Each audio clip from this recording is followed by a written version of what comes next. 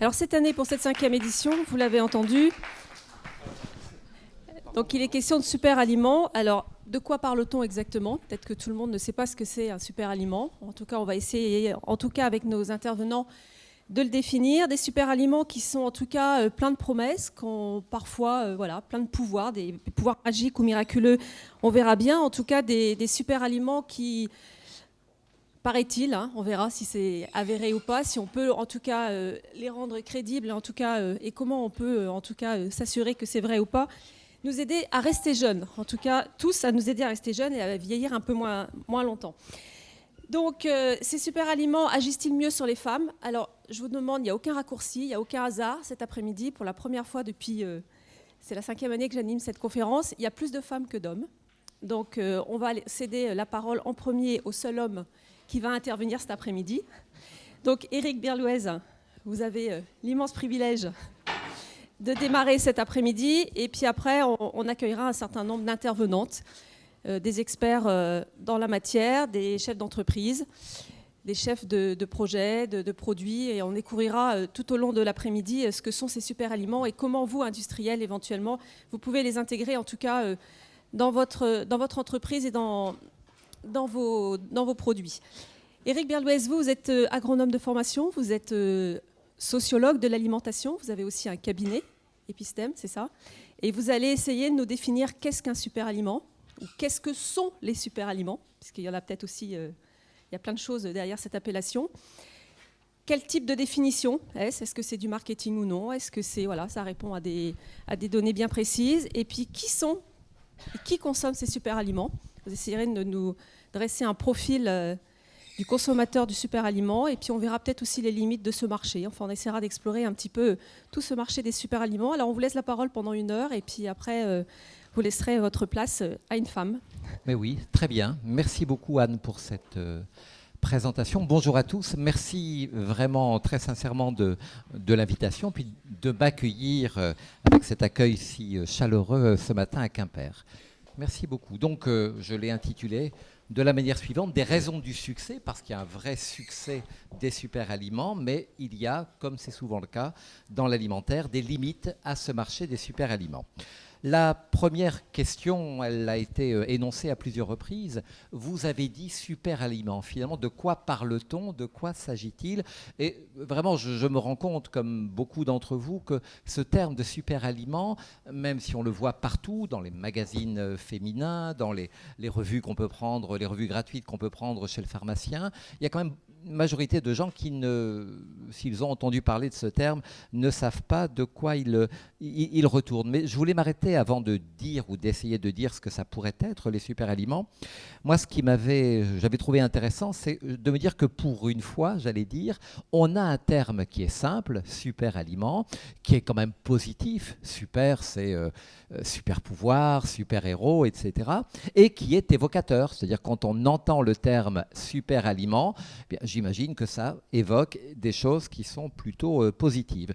Alors que les autres termes que l'on a utilisés pour parler des aliments qui sont censés ou qui sont favorables à la santé sont quand même beaucoup moins positifs ou au minimum neutres. On en parle moins maintenant, d'alicaments, on parle d'aliments fonctionnels, on a parlé de nutraceutiques, de cosméto-food. On va consommer des gélules et puis on va avoir une belle peau, par exemple. On parle de compléments alimentaires, mais un complément alimentaire, ça n'est qu'un complément, donc ça n'est pas une vision a priori très positive. On parle de produits diététiques et ça fait référence, en tout cas pour certaines personnes, à la diététique dans sa dimension restriction, frustration, régime médical. Et même le terme d'aliment santé, on sait qu'il y a une partie de la population en France qui n'a pas du tout envie qu'on parle d'aliment santé, qui considère que l'alimentation, c'est du plaisir et qu'il ne faut pas médicaliser l'alimentation. Et là, on a un terme, super aliment, qui est au contraire chargé d'évocations positives. Qu'est-ce que ça veut dire? On n'en sait rien parce qu'il n'y a pas à ce jour de définition officielle, c'est-à-dire de définition juridique, réglementaire, des super aliments. C'est bien une notion, un concept marketing qu'on a vu apparaître à la fin des années 90, mais à l'époque on ne parlait pas encore de super aliments. Enfin, moi, je me souviens avoir parlé pour la première fois devant un auditoire d'étudiants ou de non-étudiants de super fruits. Alors, c'est un terme qu'on utilise encore aujourd'hui, mais on a donné à cette catégorie quelque chose qui est d'une plus grande ampleur. Mais le terme de super fruits, comme vous le voyez là sur la diapositive, il est toujours utilisé pour parler de notamment de ces baies, pour certaines, mais pas toutes, originaires d'autres pays, comme le maquis du Chili, la canneberge, cranberry, myrtille, cynorhodon, etc. C'est bien difficile de définir ce concept marketing, encore une fois, quand on essaye de dresser, enfin de dessiner les contours de cet univers, on voit bien que ce sont des contours assez flous qui se confondent au moins en partie avec les autres aliments santé. Dans les aliments santé, on a par exemple les compléments alimentaires. Eh bien, on a des super aliments qui sont vendus sous forme de compléments alimentaires. Certains super aliments pourraient revendiquer d'être des aliments fonctionnels, etc., etc. Donc on a quelque chose qui n'est pas du tout clair. Et un grand fourre-tout, et là j'avais trouvé une illustration de la couverture d'un ouvrage, Cuisiner les super aliments, et je trouvais que ça représentait bien cette idée de fourre-tout, de foisonnement.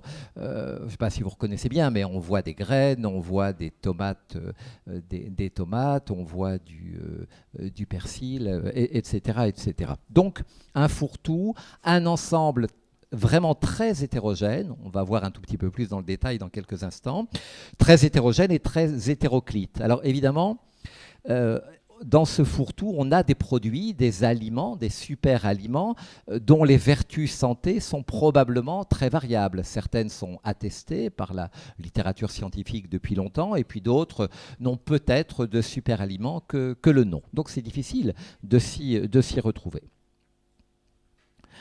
Alors finalement, ce n'est pas une définition vraiment que je propose, mais je me dis que le dénominateur commun que l'on a derrière cette terminologie de super aliments, c'est de dire que ce sont des aliments qui ont une super teneur, en tout cas celle qu'on affiche, après il faut voir dans le détail, mais une super teneur en nutriments favorables à la santé. Donc des produits particulièrement riches en vitamines, en minéraux, en antioxydants, etc. Donc, super aliments, super teneur en nutriments favorables à la santé. Alors, quand on essaye de voir un tout petit peu plus dans le détail ce que les contours et l'intérieur finalement de ces super aliments, on a une très grande diversité, alors qui nuit évidemment à la visibilité, à la compréhension par le consommateur. Alors, on a à la fois...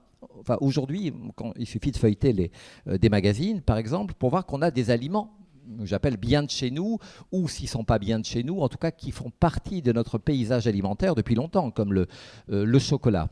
Alors c'est vrai qu'au début, on parlait, au début des années 2000, des baies, on parlait des myrtilles, on parlait des cassis, cynorhodon, etc. Et puis des aliments courants. Aujourd'hui, quand vous feuilletez un magazine, vous allez trouver parmi les super aliments, on va vous parler des choux, des brocolis, du chocolat, de l'avocat, des champignons de Paris, du saumon, etc. Alors là, c'est intéressant et en même temps, il y a un double aspect, si vous voulez. D'abord, il y a un aspect de réassurance. Vous êtes des mammifères omnivores, moi aussi, et quand on est omnivore, nous avons cette particularité, ça s'appelle le paradoxe de l'omnivore, que nous sommes à la fois néophobes et néophiles. Vous avez sans doute déjà entendu ces expressions. Alors, la néophobie, qu'est-ce que c'est ? C'est la méfiance spontanée, instinctive, immédiate vis-à-vis d'un aliment nouveau, un aliment qui ne nous est pas familier. Pourquoi ? Parce que l'omnivore sent bien instinctivement que ce qui est nouveau est potentiellement, pas certainement, mais potentiellement un danger. Donc on s'en méfie. Et donc avoir dans cette catégorie super aliments des aliments qui nous parlent, qui font partie de notre paysage alimentaire et parfois de très longue date, eh bien c'est quand même plutôt rassurant. En même temps, je me dis que c'est tellement banal de dire que ces aliments sont tellement banaux, l'avocat, le saumon, les champignons de Paris, que je pense que le consommateur aura du mal à les considérer comme des super aliments. Parce que si c'est vraiment super, pourquoi on ne me l'a pas dit plus tôt ? Mais vous voyez, donc il y a cette double facette. Et puis, et c'est comme ça qu'on les a connus au départ, des aliments exotiques, des aliments inconnus. dont les noms aujourd'hui sont un petit peu plus familiers parce qu'on les trouve dans les produits alimentaires, dans des boissons, des jus de fruits, des barres de céréales, etc. Donc l'açaï, l'acérola des Antilles, le maquis du Chili, maca du Pérou, les baies de goji, les graines de chia, la pulpe de baobab et d'autres et d'autres. Et je vous disais en commençant, enfin tout à l'heure, que nous étions, nous les omnivores, néophobes, c'est-à-dire que nous avons besoin d'être rassurés par des choses que nous connaissons, mais en même temps, c'est bien le paradoxe, nous sommes néophiles, c'est-à-dire que nous sommes aussi, à des degrés divers selon les personnes bien sûr, attirés par la nouveauté. Et ça, je pense qu'au moins pour une catégorie de personnes, c'est un atout des superaliments, ce caractère exotique, ce caractère nouveau, mystérieux, etc. Un peu comme les épices faisaient rêver au Moyen-Âge, même avant d'ailleurs dans l'Antiquité, parce que les épices, ça vient de très loin, et alors on verra aussi que venir de très loin n'est pas sans inconvénient. Donc, on a bien ce double aspect. Et puis, il y a aussi, on met dans la catégorie superaliments, et on en parlera beaucoup tout à l'heure, des aliments qui n'en sont pas, enfin qui n'en sont pas pour nous. Les algues, les microalgues, spiruline, chlorelle, la clamate, qui est une microalgue d'un lac de l'Oregon. Bon, bien sûr, on est ici en Bretagne, mais quand même, je ne suis pas sûr que dans la tête du consommateur français, les algues, il les range spontanément dans la catégorie aliments. Mais ça, on en reparlera tout à l'heure, je ne vais pas déflorer le sujet. On pourrait parler, évidemment, je me suis dit, mais on pourrait aussi parler des insectes. C'est quand même un super aliment, les insectes. Moi, je montre toujours aux étudiants que les larves, les sauterelles du genre Melanoplus contiennent 75% de protéines, et des protéines de bonne qualité biologique, des protéines animales. La viande, ce n'est pas 75% de protéines, c'est 20-25% dans le meilleur des cas.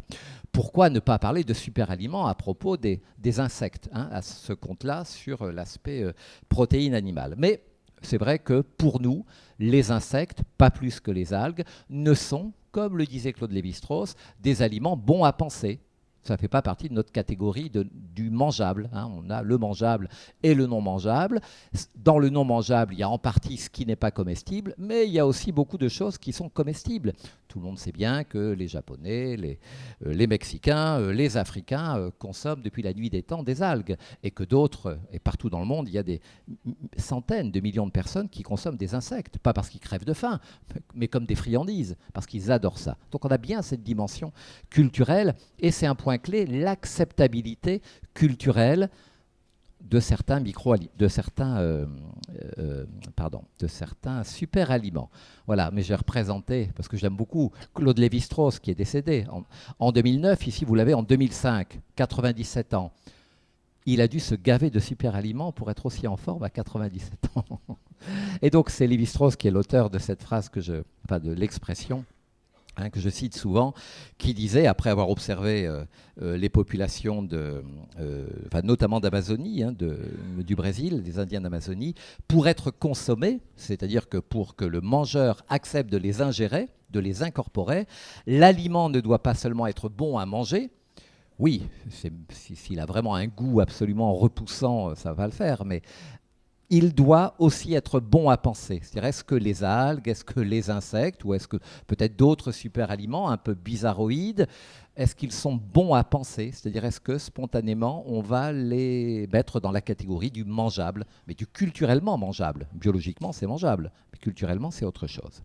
Donc ça, c'est un point qui est important. Je pense qu'il sera développé tout à l'heure lorsqu'on évoquera les algues. Et puis il y a également une très grande diversité de produits ou de degrés de transformation. Là, je parle alors on a des aliments frais, on parlera du chou kale par exemple. C'est un chou qu'on peut acheter ou qu'on peut manger en salade, donc à l'état frais, non transformé.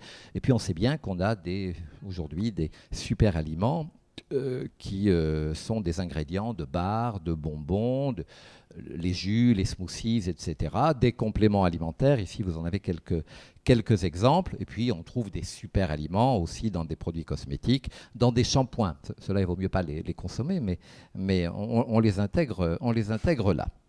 Alors, quelle est l'origine de cet engouement pour... Bon, il y a le terme super aliment, mais enfin, ça ne suffit pas quand même. Un mot pour donner envie aux gens, en tout cas à certaines personnes, pas à tous les Français aujourd'hui, mais à certaines personnes de s'intéresser au sujet.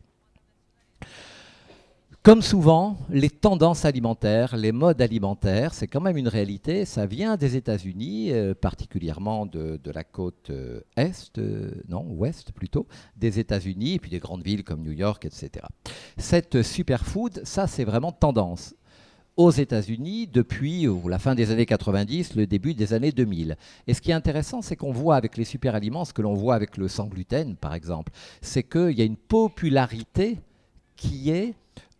Alors j'ai mis créer, oui, c'est la popularité qui est créée. En tout cas, la notoriété de ces aliments doit beaucoup aux people. Madonna fait la publicité, je crois même qu'elle a investi de l'argent dans l'eau de coco. Les époux Clinton se sont mis à manger un soir de Thanksgiving le chou kale, nouveau super aliment. Alors ça marche, c'est comme le tennisman Djokovic qui a un régime sans gluten. Du coup, tout le monde a envie évidemment de faire un régime sans gluten pour lui ressembler. C'est assez logique ça. Et l'essor en France, il est un petit peu plus récent. Alors, les superfruits sont un peu plus anciens, mais moi, il me semble que, en observant ça, que c'est vraiment depuis 4 ou 5 ans qu'on ne cesse de voir, d'entendre, de lire des articles, de voir des reportages sur les super-aliments. Ah oui, je voulais vous donner un exemple concret qui est intéressant, qui est ce fameux chou, le chou kale, qui a connu aux États-Unis une ascension fulgurante depuis 2007, donc depuis 7-8 ans, qui en France, depuis 1 ou 2 ans, commence à être connu. Il y a aujourd'hui des producteurs dans différentes régions de France qui produisent ce chou. À l'origine, c'était un chou pour les animaux de ferme et les super végétariens. Je ne veux pas faire de peine aux animaux de ferme en les mettant à côté des super végétariens. Ça n'a rien à voir, évidemment, mais quand je dis super végétariens, c'est-à-dire des gens qui allaient vraiment rechercher les aliments végétaux parmi les légumes oubliés, etc. Donc le chou kale, alors c'est un chou, on le voit ici, je ne sais pas si la photo est très visuelle, mais c'est un chou frisé, c'est pas le chou frisé, mais c'est un chou avec des feuilles qui ont cet aspect frisé. Donc je parlais du couple Obama, et puis ce qui marche bien également pour les super-aliments, comme ça a été le cas du piment d'Espelette, qui n'a rien à voir, mais popularisé par des chefs qui en font un légume star. Et donc, du coup, il y a des gens qui se sont mis à faire des bouquins de recettes. Vous voyez ici, 50 nuances pas de gris, mais de kale. Voilà, c'est un bouquin qui nous donne tout un tas de recettes pour en faire des jus, le manger en salade. Il y a des gens qui font des chips de kale, des pestos, etc. Alors, ces consommateurs, oui, leur motivation, ils le disent, c'est la santé. Voilà, on a enfin un super aliment qui a des super pouvoirs. Il est riche, dans le cas du chou kale, en plein de choses. Alors c'est toujours un peu les mêmes. C'est toujours les vitamines, les minéraux, les antioxydants, etc. Mais c'est aussi un acte politique ou citoyen, si vous voulez. C'est-à-dire que les consommateurs, en tout cas aux États-Unis, c'est très clair, en France, je ne sais pas, mais ce sont des gens qui voulaient lutter contre les méfaits de l'alimentation industrielle, de la malbouffe qu'on évoquait il y a quelques instants, qui prennent la défense, qui soutiennent le maintien des petits producteurs, des petits maraîchers en bordure des villes, etc. Donc c'est aussi cette manifestation-là d'être un consommateur, comme on dit. Et aussi, très important, c'est un signe de distinction en sociologie. On sait bien que la manière dont je mange, et ça depuis l'Antiquité, la manière dont je mange, c'est une manière parmi d'autres, ce n'est pas la seule évidemment, de montrer que j'appartiens à une tribu, à un groupe social, que je fais partie des initiés. Moi, je sais que moi et mes copains avec qui je discute sur les forums Internet, et qui regardons les mêmes blogs et qui faisons les mêmes recettes, eh bien, nous savons bien que le chou kale, c'est un chou qu'il faut masser parce que il faut masser les feuilles, vraiment, parce que la feuille est un petit peu coriace. Il faut s'habituer à son goût, qui est un petit peu particulier, etc. Donc on fait partie, d'une certaine façon, d'une élite, d'une communauté d'initiés, comme beaucoup de gens, pas tous, mais beaucoup de gens que je rencontre dans mes enquêtes qui font des régimes sans gluten. C'est évident, ils se sentent mieux, c'est clair.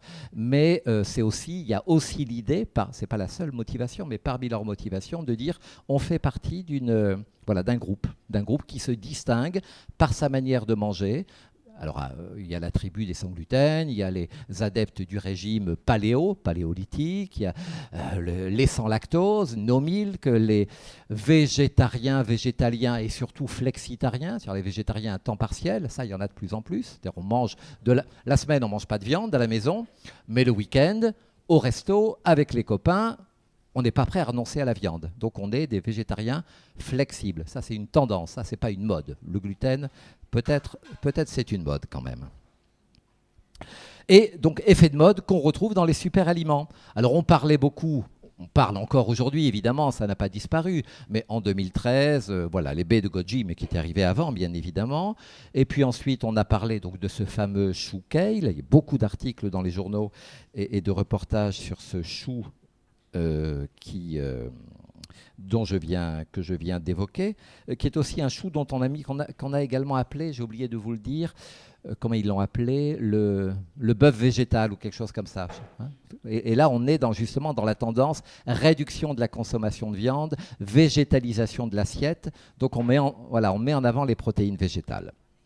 Et puis en 2015, où on parle, en tout cas on en parlait peu avant, je trouve, du fonio, céréales sans gluten, hein, donc là ça tombe pile poil, et puis les graines de chia, et puis il y en a d'autres, parce que dans 20 minutes, le petit quotidien gratuit du métro, enfin j'allais dire parisien, mais non, pas seulement parisien, le super aliment de l'année 2015 était, d'après eux, d'après 20 minutes, le baobab. Alors c'est vrai que le baobab, et là on est aussi dans la pensée magique, hein, dans l'alimentation il y a beaucoup de pensées magiques.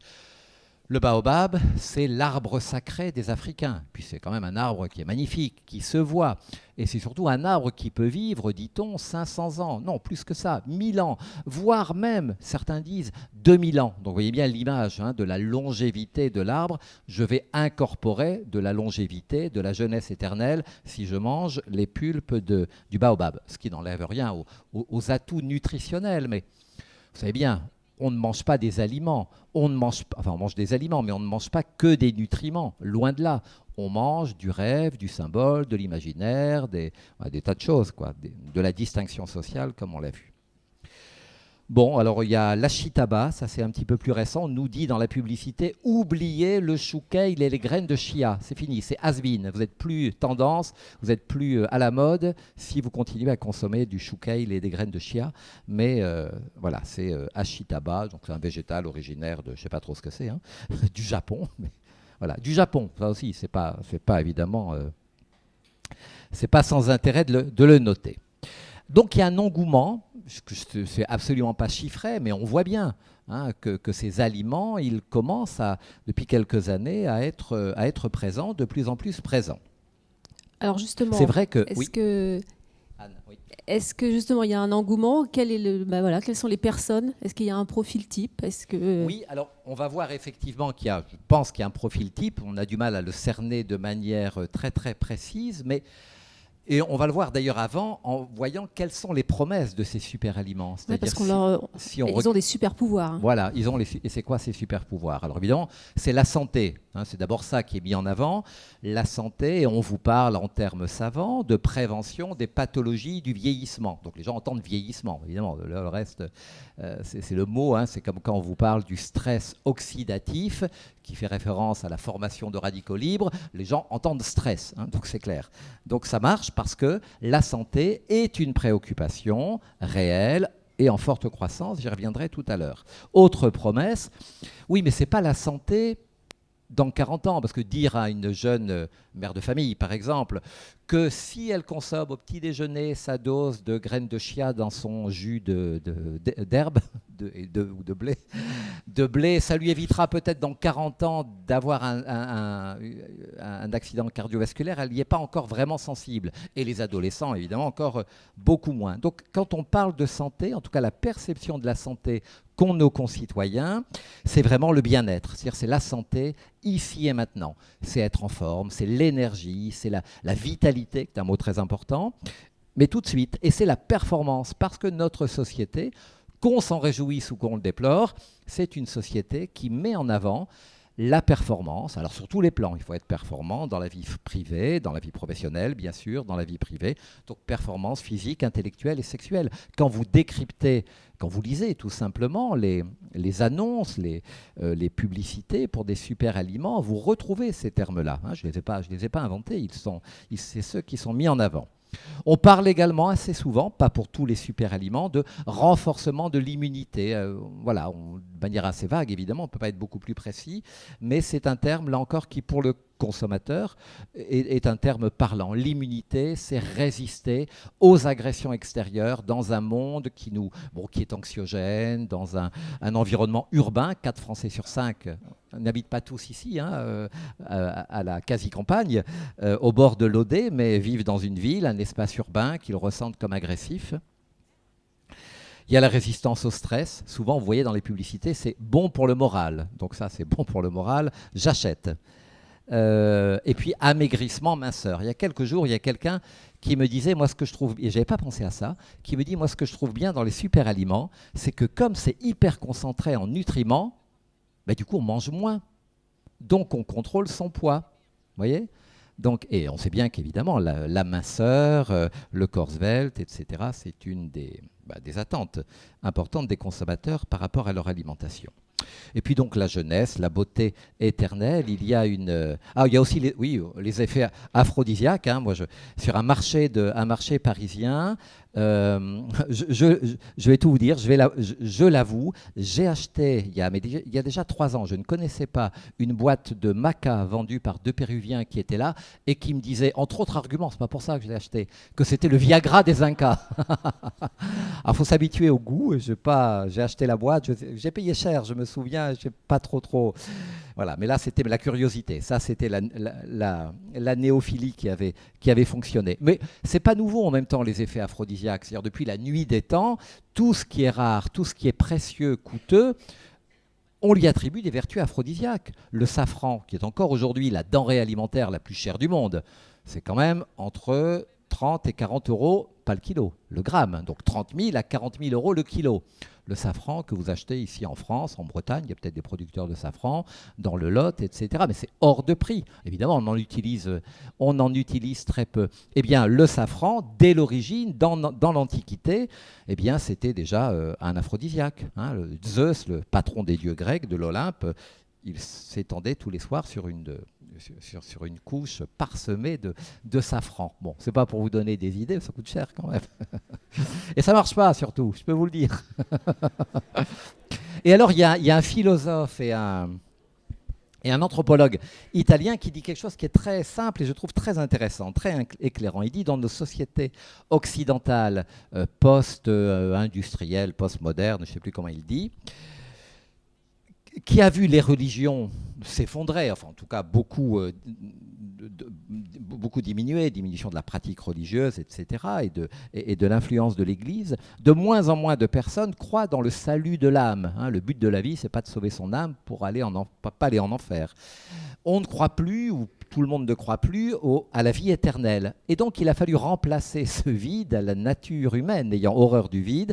Eh bien, on a remplacé le salut de l'âme par la santé du corps, donc cette obsession, parfois, hein, cette obsession de la santé, pas chez tout le monde, mais il y a une dimension parfois obsessionnelle, et la quête de jeunesse perpétuelle, de minceur, de beauté, etc., qui a remplacé donc cette promesse de vie éternelle.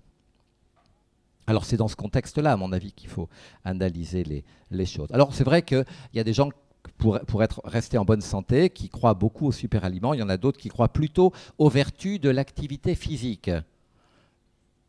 Regardez bien cette photo, elle n'est absolument pas retouchée, il n'y a aucun montage, cherchez l'erreur. Donc c'est absolument extraordinaire, c'est aux États-Unis. On va faire son fitness parce que c'est important pour être en bonne santé, mais quand même, pour aller à la salle de fitness et redescendre, heureusement qu'il y a des escalators. Mais on en rigole, mais on est tous comme ça, c'est-à-dire on est pétris de contradictions dans nos comportements alimentaires et pas alimentaires. Enfin, vous, je ne sais pas, moi, oui, je crois. Et puis, ça je l'ai un petit peu évoqué, on connaît bien ça dans l'anthropologie de l'alimentation, cette croyance que l'on nomme le principe d'incorporation.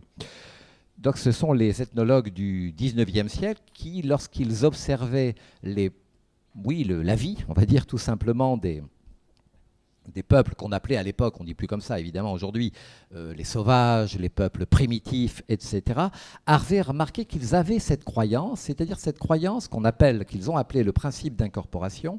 C'est la croyance selon laquelle lorsque je mange un aliment, lorsque j'incorpore un aliment, je pense, peut-être pas consciemment, mais que j'incorpore du même coup les propriétés, les qualités ou les défauts que j'attribue à cet aliment. Donc c'est ça le principe d'incorporation. Évidemment, les Indiens du Brésil, quand ils consomment les baies d'açaï, par exemple, ils ne connaissent pas les nutriments qu'il y a dedans, mais ils ont observé que ça faisait du bien, et puis aussi ils vont attribuer des dimensions symboliques à cet aliment. Eh bien nous, c'est pareil. Lorsque nous mangeons, même si nous nous en défendons, nous attribuons, consciemment ou inconsciemment, à l'aliment que nous consommons, pas seulement des propriétés nutritionnelles, de santé, etc., mais aussi des propriétés symboliques. Tout simplement, j'allais dire tout simplement, parce que l'aliment, nous l'incorporons. Donc si on réfléchit 3 secondes, on se dit, mais oui, c'est pas rien le fait de manger. Même si on mange 3 fois par jour, et depuis notre naissance, vous allez calculer combien de fois vous avez mangé depuis votre naissance. On pourrait dire qu'il n'y a pas d'acte plus banal que celui de manger. Et en même temps, manger n'est pas du tout un acte banal, mais très intime. Pourquoi ? Parce que nous incorporer, ça veut dire que nous faisons pénétrer, que nous introduisons à l'intérieur de notre corps quelque chose qui au départ est extérieur. Donc on a intérêt à savoir ce que l'on mange aussi, par rapport aux peurs alimentaires. Voilà, l'exemple que je prends souvent pour expliquer le principe d'incorporation sont les Africains de l'Est de l'Afrique, les Maasai, qui ne mangent jamais de lapins et de hérissons. Pourtant, des lapins et des hérissons, il y en a dans leur environnement. Et ils préféreraient mourir de faim plutôt que de les consommer. Pourquoi ? Ce n'est pas parce qu'ils n'aiment pas le goût du lapin ou du hérisson, c'est que ces animaux, pour ce peuple qui est un peuple de guerriers, traditionnellement bien sûr, qui a mis comme valeur suprême la force physique, le courage, la vaillance, etc. Franchement, un hérisson et un lièvre, il n'y a pas animaux plus couards, peureux, qui se roulent en boule, qui détalent au moindre signal de danger. Donc je ne veux pas incorporer la lâcheté du hérisson ou du lapin. Mais nous, on est un petit peu comme ça. Par exemple, moi, je suis allé plusieurs fois au Chili et je rencontrais, bien sûr, les Indiens Mapuche qui aujourd'hui boivent du coca et mangent comme tout le monde, et mangent des hamburgers. Mais ils ont un super fruit, ce sont les baies de maqui. Et c'est vrai que quand on incorpore des baies de maqui, on peut se dire je vais incorporer de la santé parce que c'est très riche alors j'ai oublié, en vitamine C, en vitamine ceci, etc. Mais on incorpore aussi beaucoup des valeurs immatérielles. Et on est tous comme ça, ce n'est pas juste les consommateurs de super-aliments. On est tous comme ça. Et ces valeurs immatérielles, c'est quoi ? C'est la tradition, c'est un peuple traditionnel qui reste quand même si, évidemment, il n'est pas resté fossile, mais ce n'est pas un peuple fossile, il a évolué dans ses modes de vie, mais la tradition reste importante chez les Indiens Mapuche. C'est la nature du Chili qui est absolument magnifique, c'est dimension culturelle, la culture de ce peuple. C'est de l'exotisme, donc j'incorpore de l'exotisme aussi quand j'incorpore ces baies de maqui, de l'authenticité, la sagesse de ces peuples premiers, etc., etc. Finalement, c'est des choses qui me rassurent. Ça, c'est un mot-clé aussi de notre comportement alimentaire. Voilà, donc j'en viens à la question d'Anne. Finalement, qui consomme les super-aliments ? Alors ça, je ne peux pas vous le dire moi, mais d'autres pourront vous le dire sans doute de manière très précise. Ce qu'on sait, en tout cas, pour les consommateurs d'aliments santé en général, mais c'est un peu trop général malgré tout, c'est que c'est plutôt des femmes. Ça ne veut pas dire qu'il n'y a pas d'hommes consommateurs, bien évidemment, de super-aliments, mais ce sont plus... les femmes sont davantage représentées, pas des très jeunes femmes, pas des jeunes adultes, plutôt 35-55 ans, donc pas des seniors non plus, diplômés, plutôt diplômés, études supérieures, qui ont des revenus pas forcément très élevés, on va dire plutôt moyens ou élevés. Oui, ce n'est pas les catégories les plus pauvres de la population qui vont acheter ce type de produit, c'est clair, mais ce n'est pas non plus forcément des gens qui gagnent beaucoup d'argent, c'est juste des gens qui font le choix, parce que pour eux l'alimentation et la santé c'est important, de consacrer un certain budget à leur alimentation. Et puis des études ont montré également que pour les consommateurs d'aliments santé en général, qu'ils sont plus nombreux lorsque les ménages ont des enfants, hein, parce que la dimension santé est aussi importante à ce moment-là, ou des personnes malades, bon, pour des raisons évidentes. Et puis aussi, parce que ça c'est des critères, on va dire, sociodémographiques, des attitudes, des profils, comme on disait, des attitudes particulières. Il est clair que les consommateurs d'aliments santé, et j'imagine de super-aliments, sont des gens qui sont plus que les autres soucieux de leur santé. Globalement, nous sommes soucieux de notre santé, mais certains le sont plus que d'autres. Plus soucieux que d'autres du vieillissement, du poids, hein, pas forcément des gens qui sont en surpoids, mais en tout cas qui ont et d'où les promesses qu'on a vues tout à l'heure de minceur, etc. Des personnes plutôt inquiètes par rapport à l'alimentation moderne. Ça, c'est souvent quelque chose que j'ai entendu dans des enquêtes, des gens, même pas auprès de gens qui connaissent les super-aliments, mais qui disent l'alimentation moderne, du fait de cette agriculture chimique, du fait de cette transformation dans les entreprises alimentaires, les aliments d'aujourd'hui sont bien moins riches, ils en sont convaincus, en nutriments que les aliments d'hier, hein, qui forcément étaient meilleurs. Donc aussi ces personnes qui ont cette inquiétude par rapport à l'alimentation moderne. Il faut avoir un minimum de confiance, évidemment, c'est un mot important, la confiance, dans les effets bénéfiques des aliments santé. Il faut y croire, sinon on ne voit pas pourquoi on achèterait ces produits-là. Donc ce n'est pas tout le monde. Et je rajouterais, c'est sans doute des personnes qui sont moins enclins que d'autres à modifier leur alimentation globale. Parce que les super-aliments, c'est quand même très pratique. C'est comme les aliments santé. Hein, vous donnez l'illusion que vous pouvez continuer à avoir une alimentation n'importe quoi, comme disent souvent les gens dans les enquêtes, et puis les super-aliments sont là finalement pour compenser, remettre en cause toute son alimentation, de se dire j'essaye de ne plus sauter de repas, de prendre mes repas en prenant le temps, dans le calme, de cuisiner au quotidien, pas seulement le week-end, mais au quotidien mes aliments.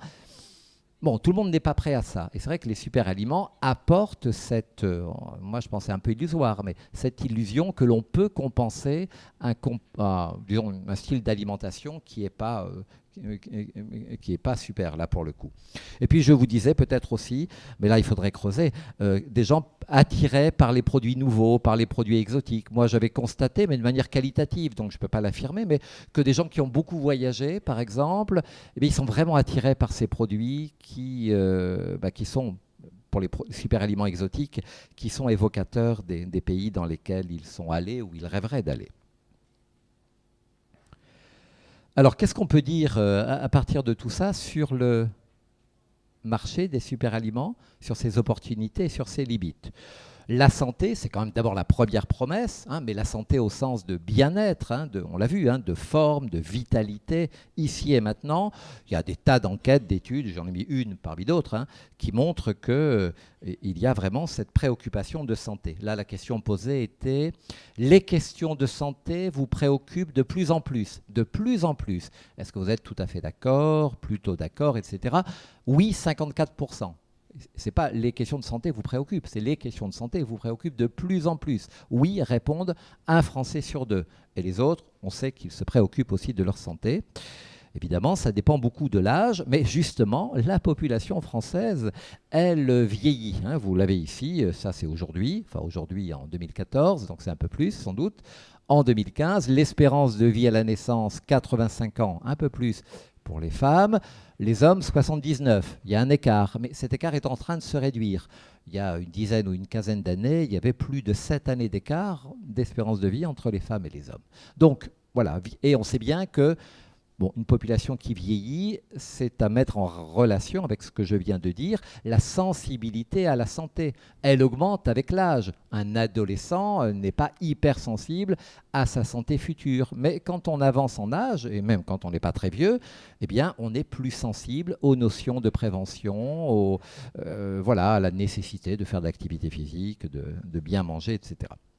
Et donc, parallèlement, bien sûr, il y a l'essor de ces pathologies liées au vieillissement. Alors, on les connaît, c'est l'obésité, elle-même facteur de risque d'autres pathologies, les maladies cardiovasculaires, la plupart des cancers, les cancers de manière générale, le diabète de type 2 qui augmente dans la population française comme il augmente dans d'autres pays. Donc évidemment, tout ça crée une ambiance, un contexte qui est favorable au développement des aliments santé, des super aliments qui mettent l'accent sur la santé parmi d'autres éléments. Et puis dans la tête des Français, ça c'est clair, je n'ai pas mis les chiffres des enquêtes pour pas vous. Vous pouvez me croyez-moi sur parole, le lien entre l'alimentation et la santé est bien ancré. Plus de 9 Français sur 10 aujourd'hui se déclarent convaincus que la manière dont ils mangent a une influence sur leur santé. Ça vous paraît peut-être évident, mais il y a 30 ou 40 ans, le pourcentage de personnes ayant cette conviction était moindre. Mais aujourd'hui, c'est acquis. L'alimentation est un facteur de santé. C'est même d'ailleurs le premier facteur de santé pour les Français, devant l'activité physique et bien loin devant le fait, je sais pas quoi, de se faire vacciner, d'aller voir régulièrement son médecin. Vraiment, c'est important ce lien entre l'alimentation et la santé. Mais il faut dire qu'en France, culturellement, l'alimentation, c'est important. Autre opportunité, on pourrait dire, c'est la norme de la minceur. Hein, c'est comme ça. Cette exigence de corps parfait, alors le corps parfait en 2015, ce n'est pas le corps parfait au 19e siècle, hein, ça a complètement changé. C'est le corps mince, svelte, et donc les aliments, les super aliments qui mettent en avant des promesses de minceur, ou qui suggèrent que le fait d'être très concentré permet de manger moins, eh bien c'est quelque chose évidemment qui a un impact sur certaines personnes. Bon, et puis les économistes, mais c'est vrai qu'ils se trompent toujours, les économistes disent mais de toute façon on va quand même sortir de la crise et que probablement, parce que ça, il y a quand même la limite du prix, le rebond du pouvoir d'achat, de la consommation, des dépenses alimentaires devrait être favorable à ces aliments santé qui coûtent plus cher évidemment que les aliments traditionnels, on va dire, conventionnels. Alors là, il y a des cabinets d'études qui travaillent sur ces questions-là. Il y a une étude Precepta récente, 2014, c'est la plus récente, qui prévoit, alors pas pour les super-aliments, ça je n'ai pas de chiffres, peut-être d'autres en ont, mais pour l'ensemble du marché des aliments santé, aliments diététiques, aliments fonctionnels, etc., compléments alimentaires, une croissance de l'ordre de 3 à 3,5%. Ce qui n'est pas, c'est pas 30% bien évidemment, mais c'est quand même une croissance qui, dans un marché alimentaire là, assez atone, n'est quand même pas mal. Le bio, ça tout le monde sait, hein, je pense aujourd'hui que les ventes de produits alimentaires bio, ici c'est à l'horizon 2018, on est toujours sur des trends, des tendances de croissance. Hein, donc là on est aussi dans cette thématique de santé, puis il y a d'autres choses, mais qui est la première hein, pour la consommation de bio. Il y a le respect de l'environnement, évidemment. Hein, donc, il y a aussi cette question, super aliments, souvent bio, mais est-ce que c'est vraiment du bio? C'est une question qui se pose. Même une croissance prévue pour le bio, je l'ai mis en bas, 11% par an d'ici 2018. C'est pour donner juste... Alors, donc il y a ces grandes tendances que viennent d'indiquer, hein, vieillissement de la population, préoccupation de santé qui ne décline pas, bien au contraire, qui sont favorables aux super-aliments. Et puis surtout, d'un point de vue plus sociologique, quelles sont ces tendances qui sont importantes? J'ai parlé de la santé, mais en fait, il y a un concept qui, depuis 4 ou 5 ans, est peut-être plus important que la santé, qui est le concept de naturalité. Alors, bon, faut ne demandez pas trop de définir ce qu'est la naturalité, chacun va lui donner sa définition, bien évidemment, mais on sait bien que pour beaucoup de consommateurs, ce qui est naturel, c'est forcément bon. Bon pour la santé, bon pour l'environnement et bon pour le goût. Après, vous pouvez toujours raconter aux gens que oui, mais attendez, la nature, c'est pas que bienveillant, c'est vrai. Hein, mais ça, c'est intéressant à faire dans des enquêtes. On va dire aux gens, si je vous dis le mot nature, qu'est-ce qui vous vient à l'esprit? Que des choses positives. Spontanément, on ne pense pas aux végétaux toxiques, il y en a quelques-uns dans la nature, bien évidemment, aux animaux féroces, dangereux, on ne pense pas aux catastrophes naturelles, c'est pas ça qui vient à l'esprit. Et vous ne mettriez pas un Parisien, je dis un Parisien, mais ça pourrait être un Rennais par exemple, je sais pas, passer une nuit dans la forêt de Rambouillet ou de Fontainebleau, sans téléphone portable, dans le noir, entendre.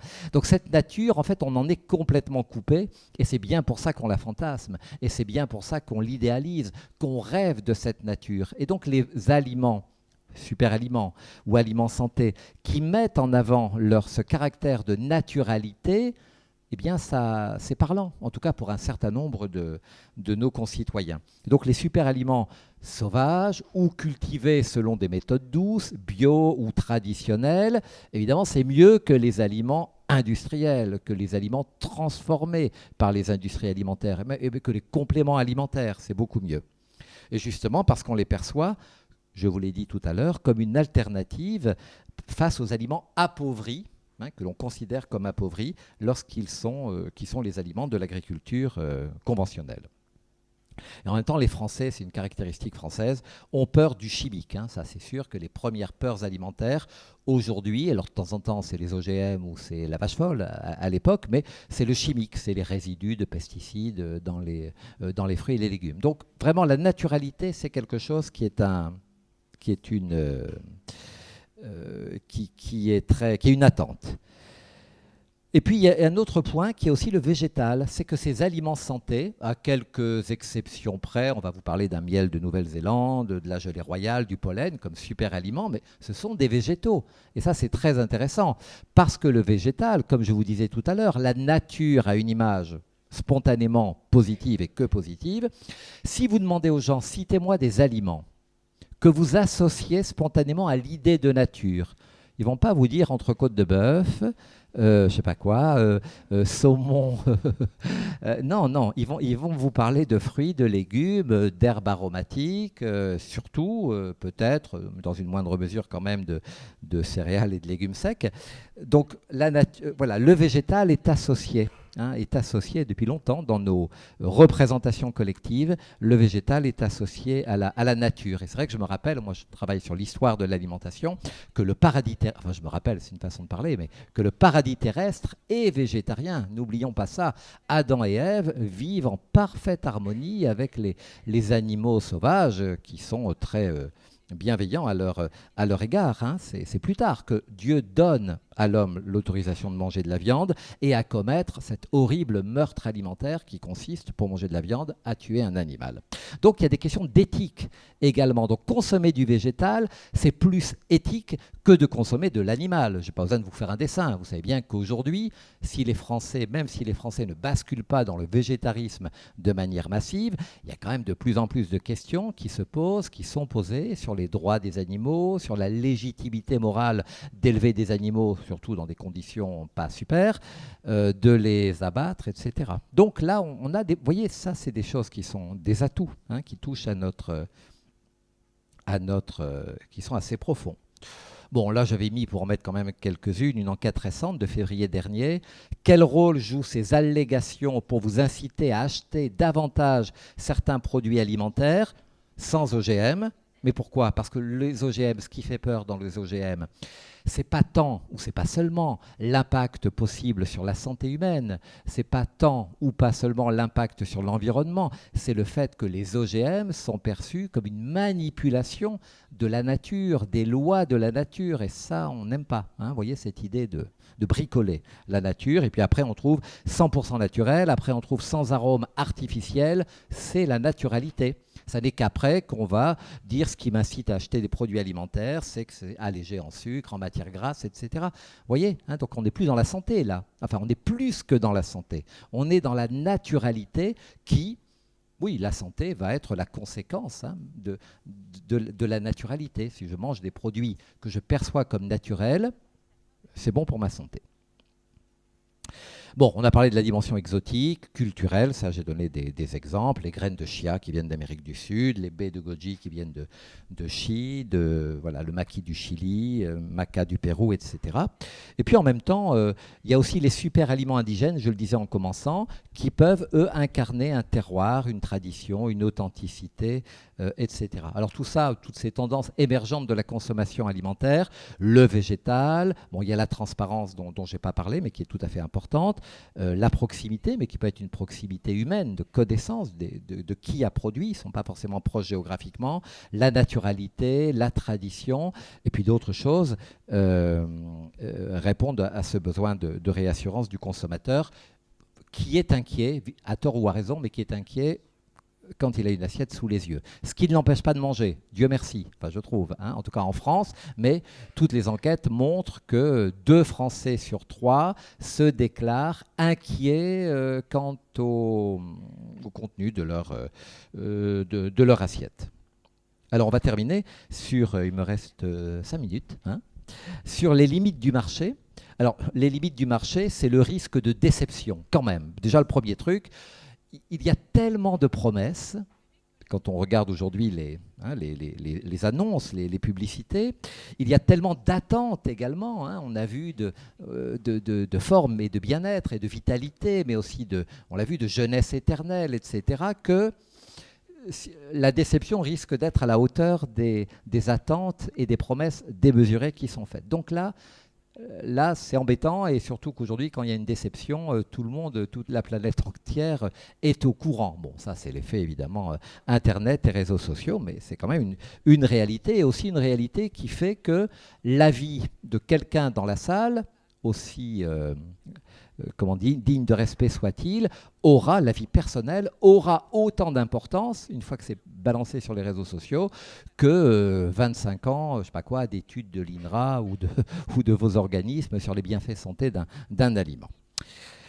Les reproches que l'on peut faire, qui sont faits déjà à certains de ces super aliments, c'est que, oui, d'accord, vous nous parlez de l'exotisme, mais c'est quand même des produits qui viennent de loin. Transport, consommation d'énergie, émissions de gaz à effet de serre, pollution, etc., etc. Oui, ça c'est vrai que c'est comme pour les produits bio. Consommer des aliments bio qui viennent de l'autre bout du monde, est-ce que c'est bien raisonnable? Issus d'une agriculture chimique, pas pour tous, mais pour certains. Hein, donc ça passe pas du tout. Si j'achète des super aliments, c'est pas pour apprendre j'ai pas envie d'apprendre qu'ils ont été cultivés à force à coups d'engrais et de pesticides. Même chose dans les techniques, dans les process, et de façon non éthique. Finalement, les petits péruviens qui produisent ces super aliments, ou dans quelles conditions travaillent-ils? Et là, il peut y avoir des choses un peu ravageuses. En 2010, je me souviens, j'avais lu ça que choisir, donc l'Union fédérale des consommateurs, l'UFC, avait mis en évidence la présence de pesticides dans des baies de goji bio, enfin prétendument bio, enfin peut-être qu'elles étaient bio d'ailleurs, mais enfin des pesticides, il y en a, ça se balade. Donc là, évidemment, c'est des choses, des annonces qui peuvent avoir un impact négatif, ça va de soi. Et récemment, en juillet dernier, juillet 2015, il y a un article, alors l'étude a été controversée, mais un article d'un chercheur, d'un biologiste californien sur le fameux chou kale, celui qui est frisé et dont il faut masser les feuilles, hein, vous vous rappelez. On avait retrouvé des doses trop importantes d'un métaux lourd qui est le thallium, qui est un ingrédient de la mort au rat. Super aliment égale super poison. Hein, donc, alors l'étude est discutée, mais voyez bien les ravages que peut avoir une information qui va se diffuser à la vitesse de l'éclair. D'une manière générale, là je parle des limites du marché, donc vous voyez bien le risque de discrédit, c'est que globalement, les consommateurs, parce que là on ne va pas s'intéresser seulement aux adeptes des aliments santé, aux gens qui, je ne vais pas dire achètent les yeux fermés, mais qui y croient. Le consommateur est devenu de plus en plus méfiant par rapport aux marques. Hein, et ça, je pourrais vous le montrer par des résultats de sondage, des résultats d'enquête. Et moi, j'étais frappé. Récemment, une enquête montrait qu'une proportion élevée, enfin c'était bien plus de la moitié des Français, je n'ai plus le chiffre exact en tête, disent les entreprises, et notamment les grandes entreprises, ne sont pas transparentes, ne disent pas la vérité. Bien sûr, tout ça, c'est alimenté par les reportages à charge, on sait bien comment les choses fonctionnent. Mais du coup, cela crée, à tort ou à raison, en tout cas une méfiance, une suspicion croissante chez le consommateur. Donc il faut blinder l'argumentation derrière. Donc il ne suffit pas de dire c'est un super aliment, mon truc, qui va vous donner des super pouvoirs dans tous les domaines. Si on peut apporter des preuves scientifiques, déjà des preuves qu'il contient réellement les teneurs en nutriments que l'on annonce, et que ces teneurs en nutriments, on les retrouve bien dans le produit fini et qu'elles ont un réel impact sur la santé démontré, évidemment, c'est mieux. Et puis on sait aussi qu'il y a des consommateurs, je le disais tout à l'heure, qui sont réceptifs non pas aux aliments santé, mais à l'alimentation santé, en disant finalement ce qui permettra d'être en bonne santé, c'est pas de consommer une barre enrichie en graines de chia ou de temps en temps du chou kale, mais d'avoir une alimentation saine dans sa globalité. Alors il y a des études qui sont menées, mais on sait bien, ça tous les gens qui ont fait de la nutrition le savent, qu'il y a un grand pas entre ce que l'on montre au laboratoire et l'impact sur la santé, qui nécessite évidemment des études cliniques qui sont coûteuses, qui sont longues à réaliser, qui ne donnent pas toujours des résultats probants ou contradictoires. Donc ça, c'est une vraie limite. Et puis, il y avait même un article que j'avais vu de 2014 où un chercheur, une équipe américaine, je crois, avait classé des aliments, des fruits et des légumes, super aliments ou aliments, disons, traditionnels, en fonction de scores de densité nutritionnelle.